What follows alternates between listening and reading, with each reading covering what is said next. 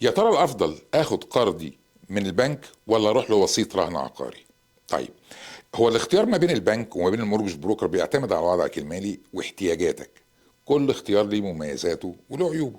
خليني اوضح لك الفرق عشان تاخد القرار الصح. البنك البنك مريح لو عندك حسابات وتعاملات مع نفس البنك. ممكن تاخد لور فيز لو عندك تاريخ مالي كويس معاهم. خيارات محدودة، لان البنك بيوفر بس المنتجات اللي عنده.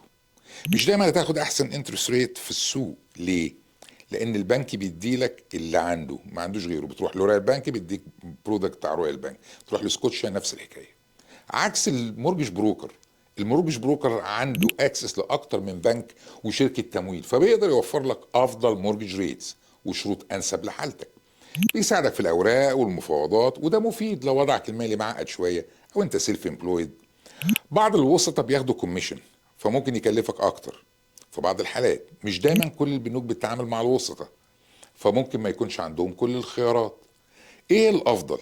لو عندك وقت وتقدر تروح لاكتر من بنك وتقارن بنفسك، جرب الاول تتواصل مع البنك اللي بتتعامل معاه. ولكن لو عايز حد يدور لك على افضل خيار بسرعه ويسهل لك عليك الاجراءات، عليك بالمورجج بروكر. بس خلي بالك، اوعى اوعى اوعى حد يبروسيس الكريدت بتاعك، لان ده بيباين في الكريدت سكور، بيدي نيجاتيف امبريشن لو انت بتحاول.